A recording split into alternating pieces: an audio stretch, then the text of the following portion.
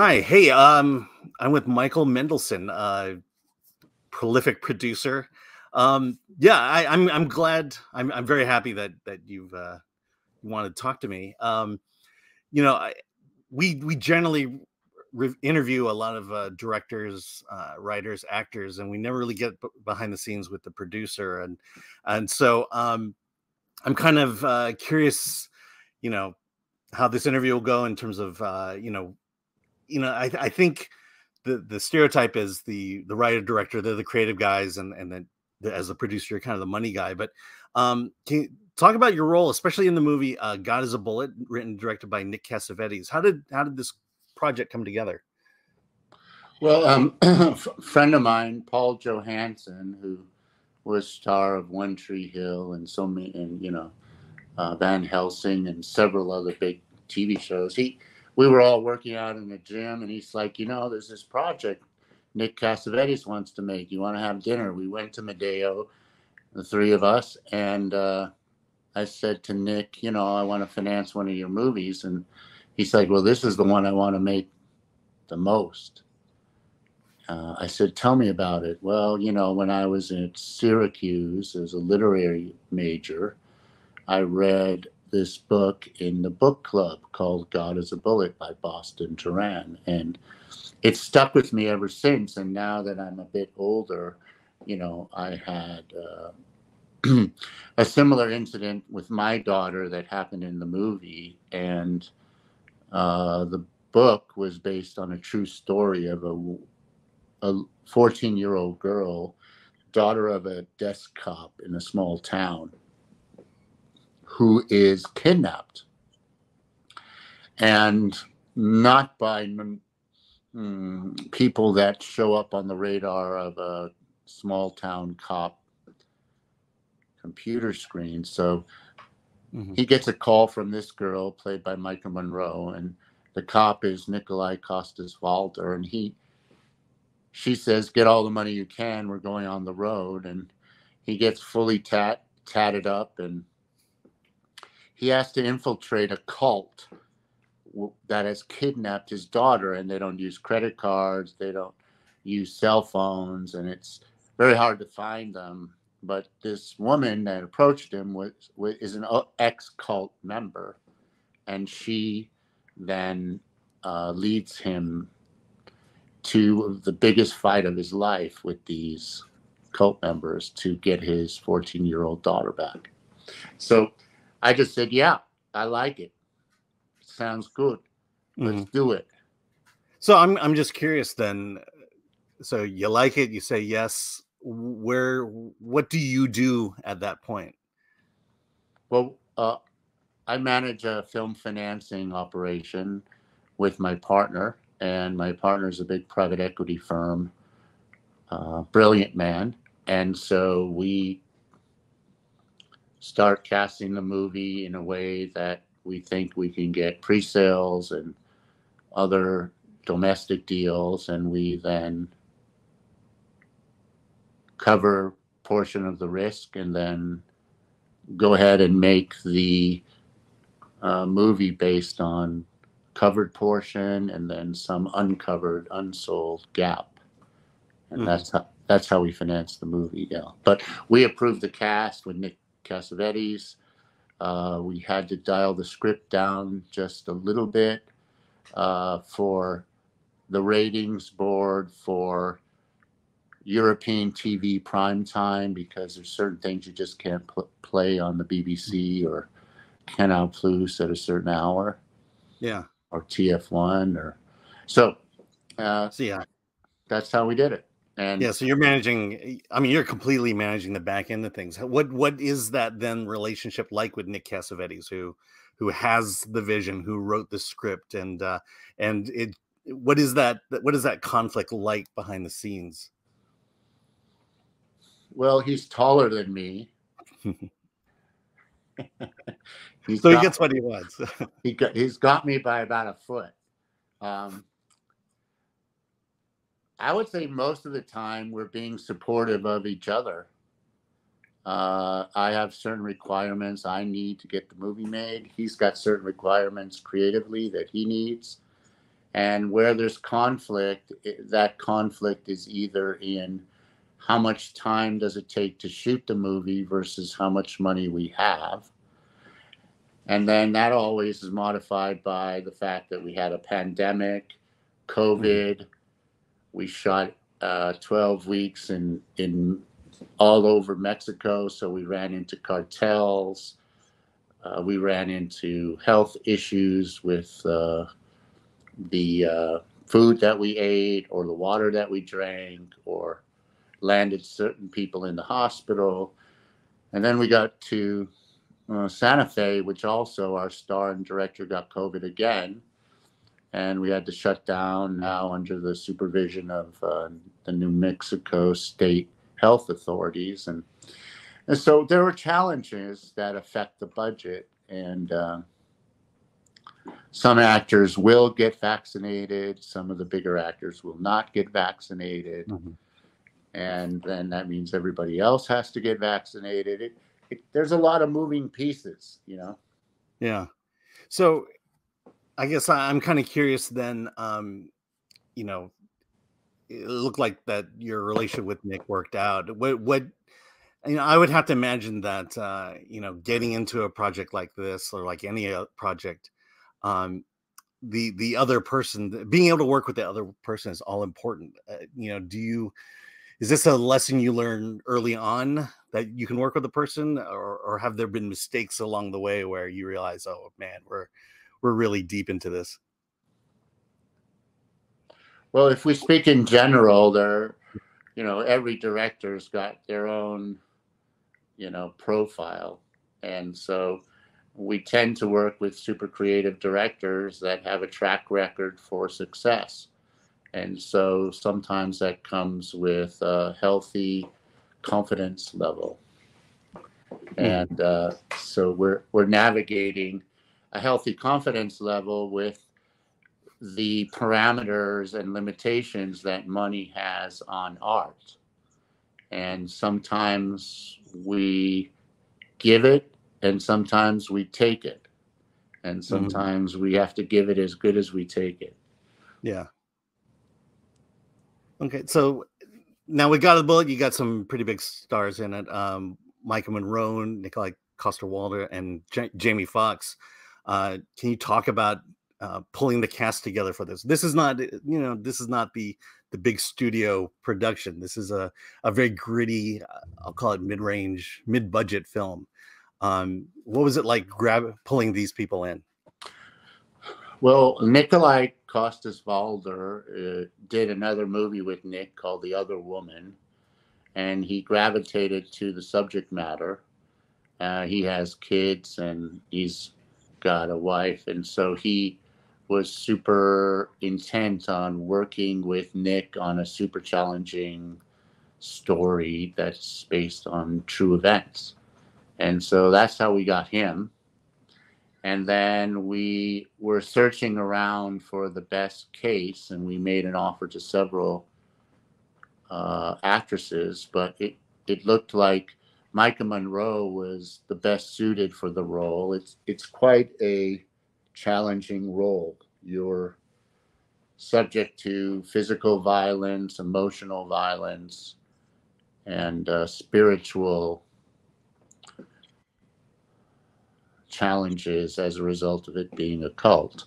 So not everybody can work on that level, and Micah was absolutely brilliant. Mm-hmm. She gave it a wonderful performance.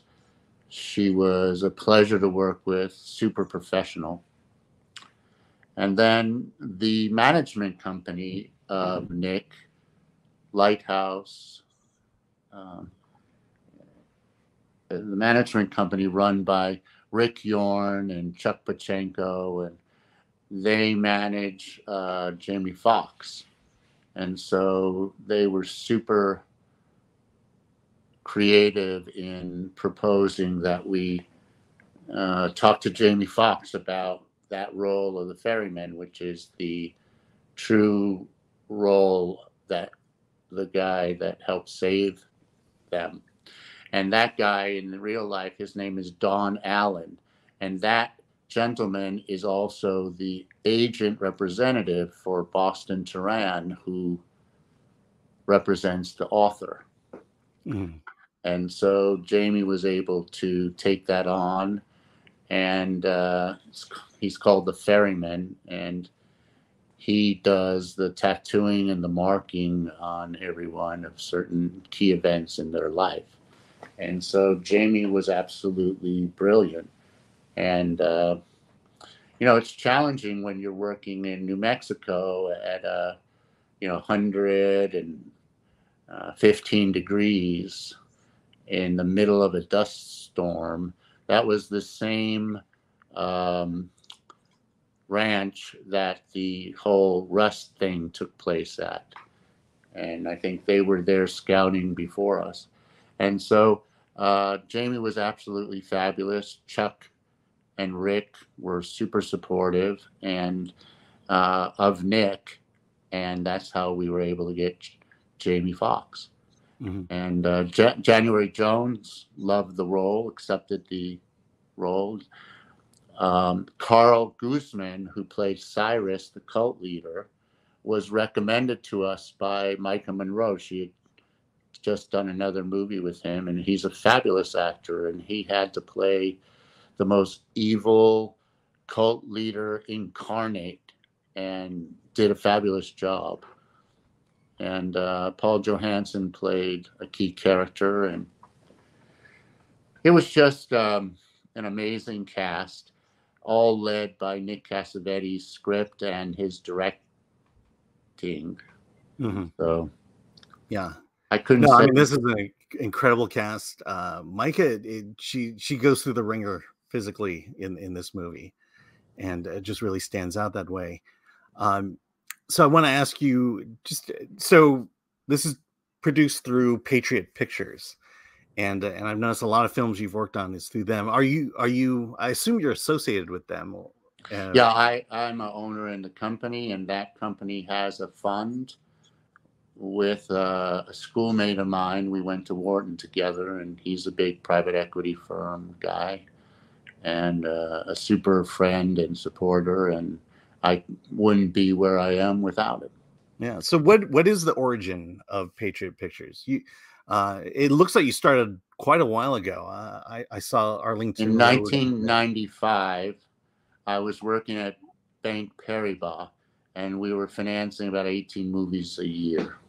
And we decided that we were taking risk on a certain number of things, and that we should start owning a piece of the movies.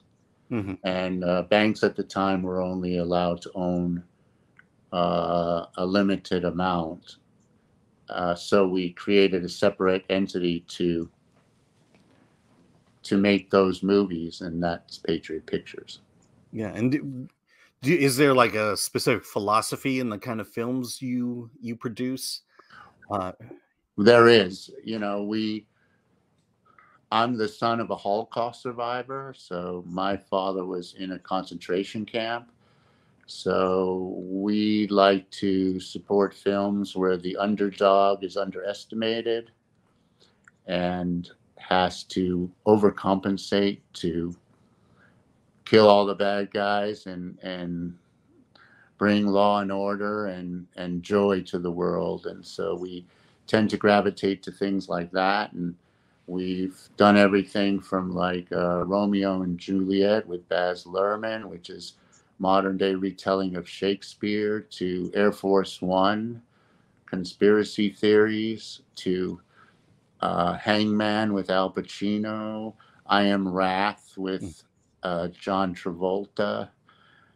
We did a comedy with cinematic comedy, which James Franco directed, with Seth Rogen, Megan Fox, and Will Ferrell. And we tend to gravitate towards talent-based movies that have something different to say. Yeah. And we're not looking at algorithms. We're not looking at what's popular for the day or what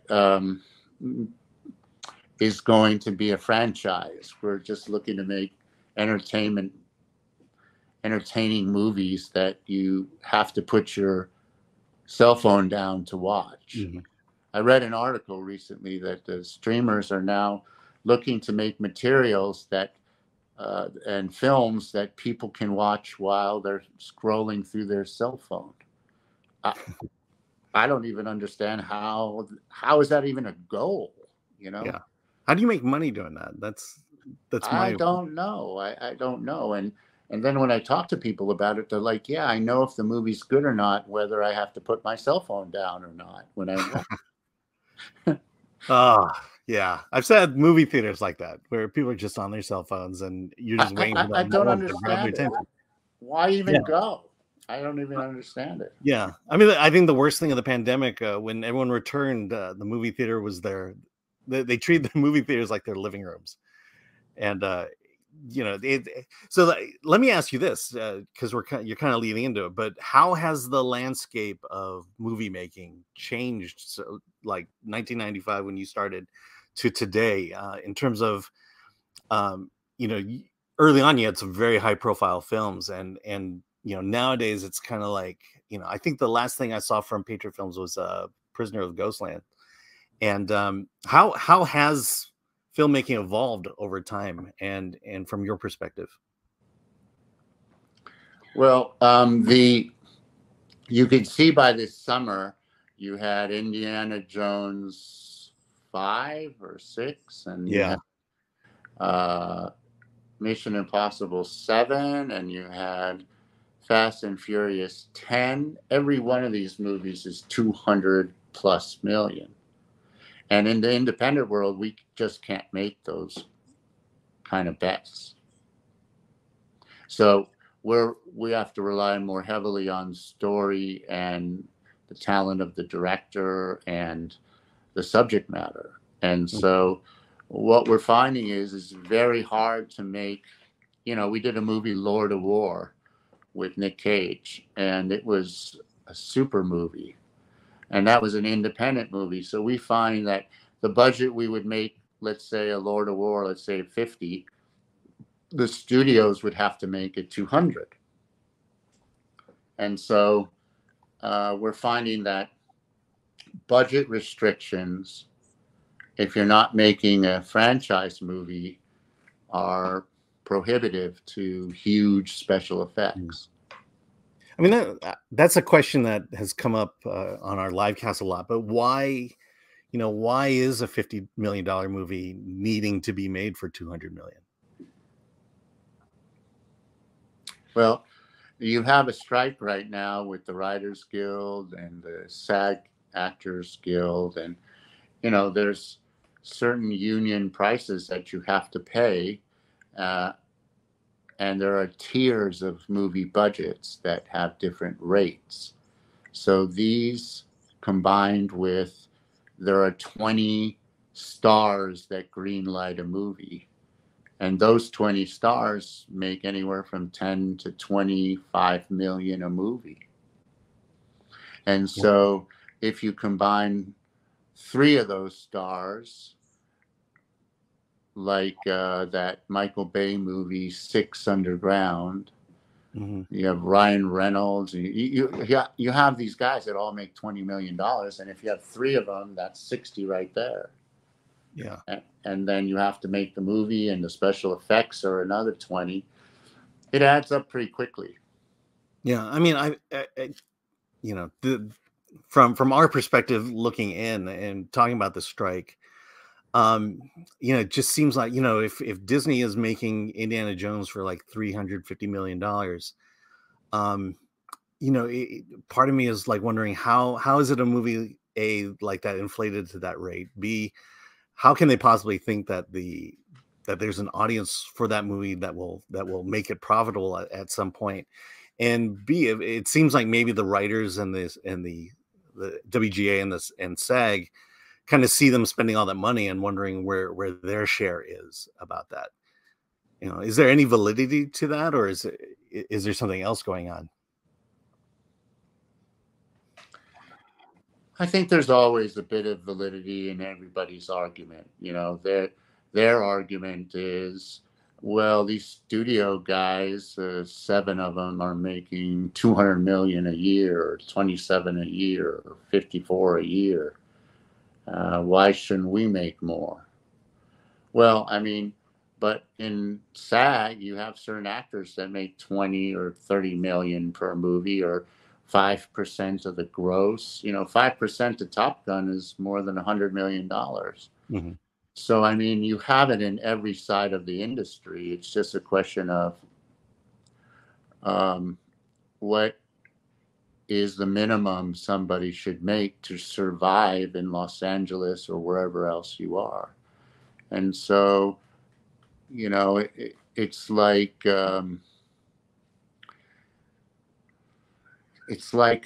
studios make the movies, but they make it on the back of the actors and the writers and the directors. Mm-hmm. So there has to be some fairness in the process. And with artificial intelligence, which is another hot button, I've seen scripts written by artificial intelligence. They don't come anywhere near a Nick Cassavetes script. You know, they don't have the brilliance, they don't have the cleverness, but they're very good for researching things. They can very quickly research, you know, Friday the 13th in France during the Knights of the Templar taxing the king of France. Therefore, on one Friday the 13th, they killed them all. Yeah. Okay. But they're not going to write that. But in things where you can now start using Brad Pitt's image and putting whatever words you want into his image, that doesn't seem fair. And so it's new ground. So everybody's trying to figure out what's fair and not fair. And, you know, if you're using it for research, that's one thing. If you're using it to, you know, create the lowest common denominator of a script, then I don't recommend that. You know? So I'm curious about your perspective on the strike. You're part of, if you believe the media, the bad guys, but you're also not the big studio. You're not Warner Brothers. You're not Disney. You're the, you know, like I said, the kind of the mid-range, mid-budget, you know, independent studio. You know, does it feel like that the fight is with the big guys, and that you're just kind of the you know, playing off to the side, wondering if you have a voice in this, or you know, what are your thoughts about the strike and what's going on? I think you know, I've done this 35 years, so I've been through 5 different strikes. And I think the strike is necessary to create a fair environment for both sides. And unfortunately, people that don't have cash reserves and aren't making the kind of money that the top people in their union make suffer and get hurt. And I don't like to see that. But on the other hand, you know, we have a couple movies that we finished shooting. We shot 2 movies before the end of June 30th. One was called The Gringo Who Stole Christmas with George Lopez and Mariana Trevino and Val Kilmer's son. And that's about a Latino family where the daughter brings home a white guy and the father doesn't accept him, and then drives him back to the, you know, back home to the airport to catch a plane, but then realizes his daughter's really upset. So it's like a father of the bride. And then he has to now rush to the airport and break through TSA to get the kid prevent him from boarding the plane. You know, we're doing that with Lionsgate Grindstone. And then there's another movie called Almost Popular that we did just before the strike, which we did for under $2.5 million. And it's a high school movie, like Mean Girls vein, that we shot at John Marshall High School, where they shot Grease. and that had all kids, almost all kids. Mm-hmm. And it takes place on a high school campus and at off-campus parties, and that has a moral tale. Is being popular the most important thing in the world? Is your Instagram popularity the most important thing in the world? Or and what do friends really mean? Is it that you have 4 million friends, or that you have two good ones?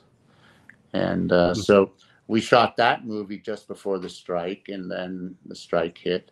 So we keep exploring different opportunities with different subject matters that don't require huge Keanu Reeves, Brad Pitt, Dwayne Johnson type of actors, but are topical to young people today. Mm-hmm. So what do you think? I don't know. Do you have any prognostications as to how this will end? I spoke to my friend Ari at WME. He said it could go to November or January. Mm-hmm. He's the head of the agency. I spoke to a guy in the Writers Guild. He thinks the writers will be done by September. They'll cut a deal, and that SAG will take another month or two. Mm-hmm. But, a lot of people are out there hurting. And, it's a big economy for us here. Where do you live? Oh, I'm in Orange County, so Okay. not that far. You're just a hop skip. And so you know how much money we generate in this area. Yeah. So it's a huge business. So to have two of the unions with 2.5 with the Directors Guild shut down, that's a lot, several billions of dollars that's not going through the kitty. Yeah, and it's affecting the local businesses. It's affecting Hollywood, the city. Yeah, and if it's $50 that you spend on per diem, and that guy goes to the restaurant and buys his dinner, and then the restaurant guy goes to the dentist and he buys his teeth cleaning, and then the teeth dentist, he goes and buys materials, and so that $50 circulates maybe 10 times. Mm-hmm. And so it isn't just the writers aren't getting paid or the actors aren't getting paid. It's also the economy that has a 5 or 10 times multiple of those dollars circulating through. So I feel bad about that. But we continue to apply for waivers from SAG, and we continue to make movies, and we continue to have meetings with people to make or prepare movies when the strikes end. Mm-hmm. And so, I think that they'll work out something fair. But the business is changing. If you analyze the stars that make movies, you will see like the top 20 stars, their average age is 58. And that's with Chris Hemsworth lowering the average. Without Chris Hemsworth, it's over 60.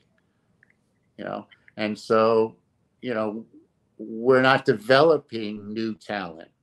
And then when you make Fast and Furious 10 and Mission Impossible 7, you're not developing necessarily new franchises either. Right. You keep Born Identity 5 and all the remakes and all the reboots and all the remakes and all the reboots. And then, you're scratching your head going, well, I kind of saw this Indiana Jones before, didn't I? I mean, it was good, but, and then what is Harrison Ford's audience at 80? That's another thing. But, he's super talented. I had him in Air Force One. He's a great guy to work with. But, then you see Greta come along and direct Barbie, which I can't say on the surface Barbie is for me. I'm more of a motorcycle. Yeah. No, I get what you're saying. I I get kept what you mean. walking around my high school mean girls asking, when are we going to kill somebody? But we have nobody to kill in the script, you know. Yeah, And so, not yet, at least. yeah, And so, you know, it's not necessarily for me, but my son and daughter liked it. And a couple of the creative executives in the office who are super educated women loved the storyline and loved that it had mhm. um, reality versus fiction. But, you know, you can't really get me to go to that. But I'm happy to go to Indiana Jones or Mission Impossible or God is a Bullet. I love that movie. Yeah, yeah, absolutely. Um, let me. So, just the last question about the strike. You know, one of the things we've been talking about is streaming. You know, it seems like um, that the streaming element is also a big part of the problem, and part of it may be also that, you know, we don't know what the numbers are. We don't know what people are. We don't know exactly who's watching through streaming, how much, and what the revenue stream of that looks like. Can you speak to that? And you know, do you have much hope that stream? Do you have thoughts that streaming is the future, or do you think you know, we're going to revert back to traditional theatrical releases? I don't think we're going to go solely with traditional theatrical releases anymore. I think the future Yeah. is here. Now, what did streaming do positively? It brought us closer to international programming. You know, uh, almost everybody in my family and in my company are watching K dramas from Korea. You know, they're addicted to them. Uh, they're watching Indian Bollywood movies. You know, so there's a Mhm. lot of film that goes around the world that now we have access to, which we didn't have access to before. So I think that's a positive thing. I also think diversity, you've got a lot more cultural aspects, LGBTQ, um, socioeconomic aspects. The Crown is on at the same time you have Sons of Anarchy, you know? And so I think you have variety and diversity.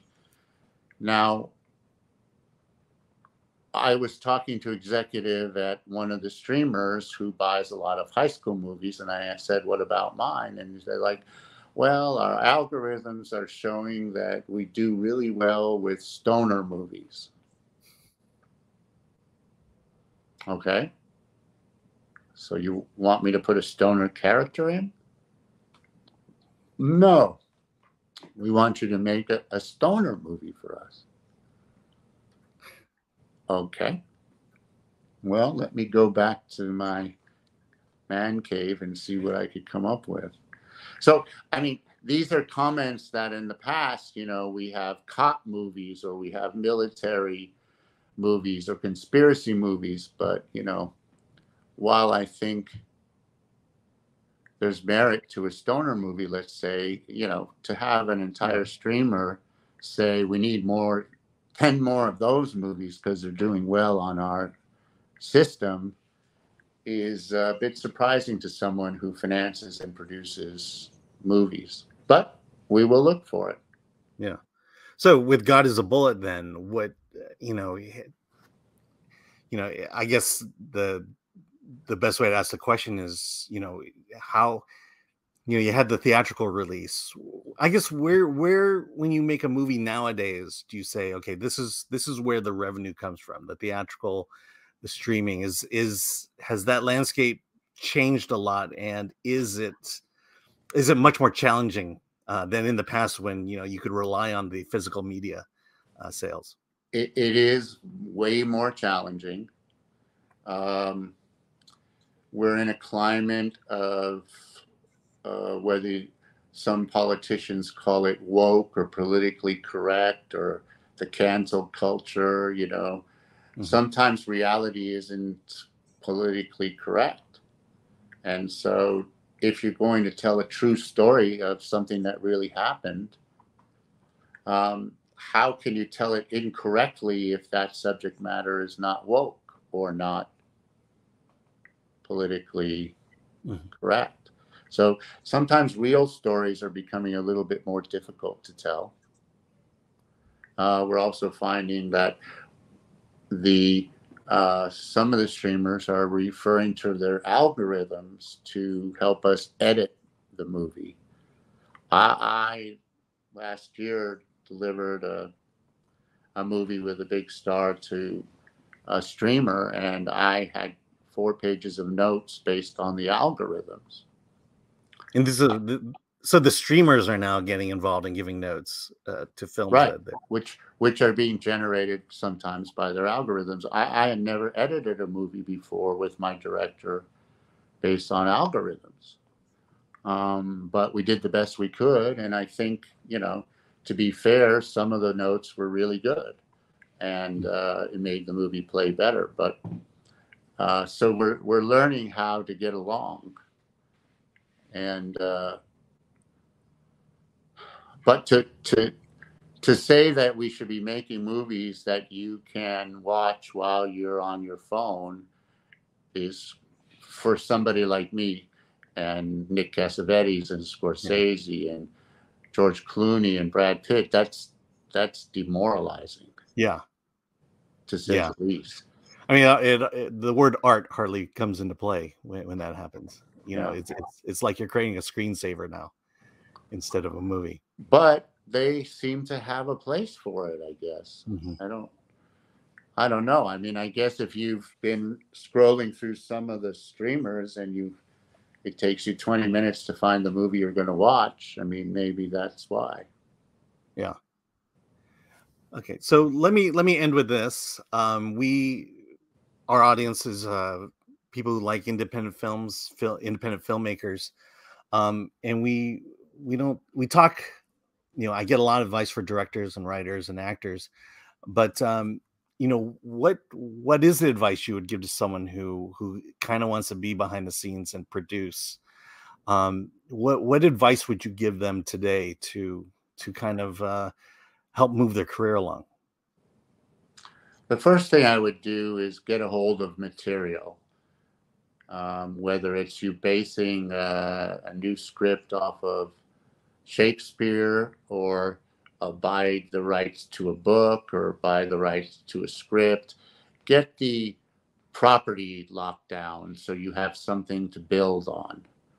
And then we have to attract a director that wants to work with that property. And that director then, with that property, will modify it to the way he likes it. And then you will have to start going to a financier, which could either be a foreign sales company or a domestic sales company, or someone like us that has a big, massive film fund. And then we work together to finance that. And the financing requires a certain amount of cast that is marketable. So, but it first starts with getting the material and locking it down. Just like you're living in a place, and if you buy a house, you need to get that piece of land, or building a house, you have to get that piece of land to build on. And that's your script, or your book in this case, or a comic book, or a graphic novel. All right.